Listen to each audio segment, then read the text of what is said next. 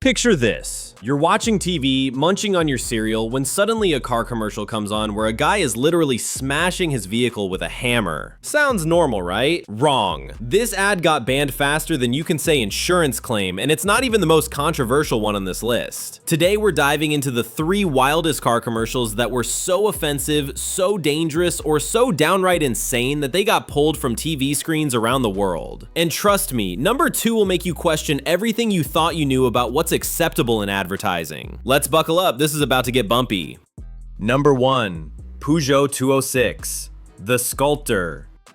Starting off with a bang, literally, we have the Peugeot 206 Sculptor ad from India in 2003. And when I say this guy took car modification to the extreme, I mean it. The commercial shows a man who apparently looked at his beat up car and thought, you know what, I'll just crash this thing into some walls and beat it with a hammer until it magically transforms into a sleek Peugeot 206. Because apparently that's how car manufacturing works in advertising land. The logic here is flawless, right? Why spend money on a new car when you can just commit vehicular self-harm and presto, luxury vehicle? It's like a twisted episode of Pimp My Ride where Exhibit got replaced by a demolition crew. But here's the kicker. This ad got banned because it literally encouraged people to intentionally crash their cars. Shocking, I know. Who could have predicted that showing someone deliberately destroying their vehicle might not be the safest marketing strategy? Insurance companies were not amused. Safety regulators were not amused. Parents watching with their kids were definitely not amused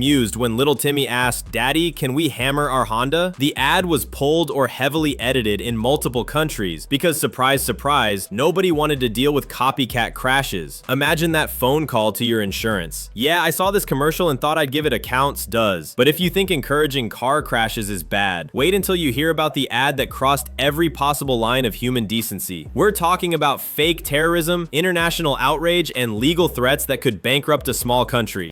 Number 2, Volkswagen Polo Suicide Bomber.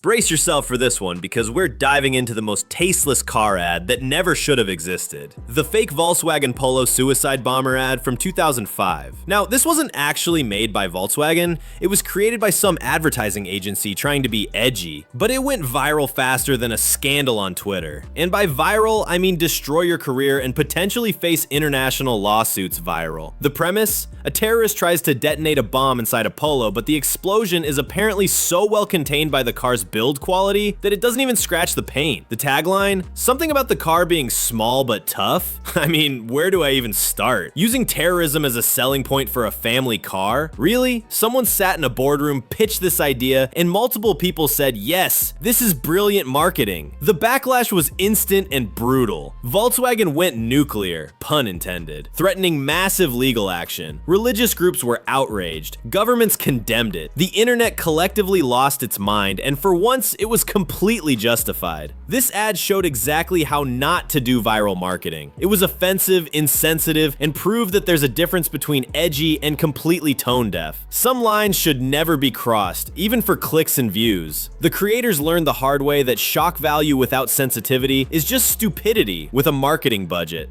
Okay, let's dial it back from international incident territory to something that'll make you chuckle and shake your head. Because sometimes it's not explosions or crashes that get ads banned. Sometimes it's just one tiny, supposedly harmless little word that sends an entire nation into moral panic.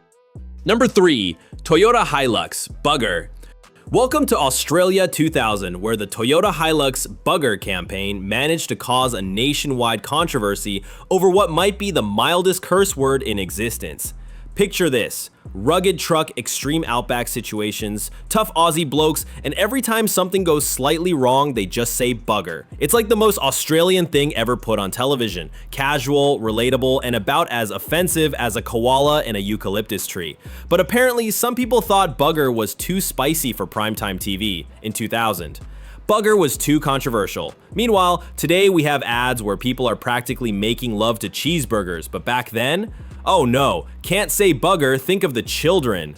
The complaints rolled in like it was the apocalypse. Pearl clutching reached Olympic levels. Networks either banned it completely or shoved it into late night slots where apparently bugger becomes acceptable after 10 p.m. because curse words have bedtimes, obviously.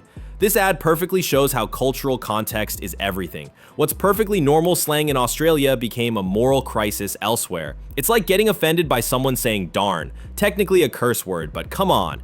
The irony, the controversy made the ad more famous than it would have been otherwise. Nothing sells like a scandal, even a completely ridiculous one.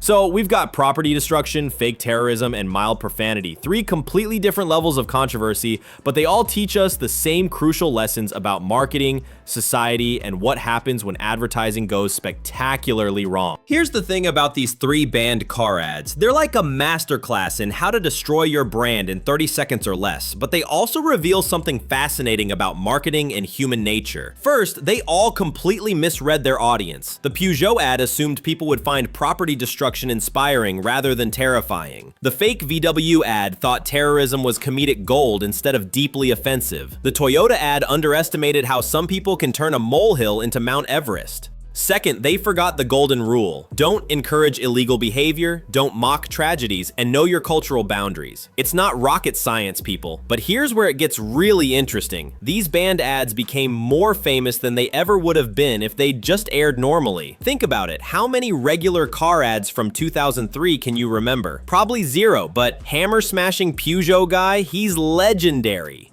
It's the Streisand effect on steroids. Ban something and suddenly everyone wants to see it. These ads failed at selling cars but succeeded at becoming internet folklore, and if these launched today, they wouldn't just be banned from TV, they'd be obliterated on social media before they finished uploading. The Peugeot ad would spark Twitter storms about promoting reckless driving. The fake VW ad would end careers before lunch. And the Toyota ad, it might actually survive because we've all heard way worse on TikTok. So there you have it, 3 car commercials that were too dangerous, too offensive, and too controversial for television. From hammer-wielding car sculptors to fake terrorism to the great bugger crisis of 2000. But here's what I want to know. Do you think these bans were justified, or did some go too far? Would you rather see boring, safe ads? Or are you willing to risk potentially offensive content for something actually memorable? Drop your thoughts in the comments below. Which ads shocked you the most? Hit that like button if this made you question everything you thought you knew about car marketing. And subscribe because we're diving into more advertising disasters that companies wish the internet would forget. Oh, and if you're thinking about grabbing a hammer and upgrading your car Peugeot style, maybe call your insurance company first. I have a feeling that conversation won't go the way you hope. I'll see you in the next one.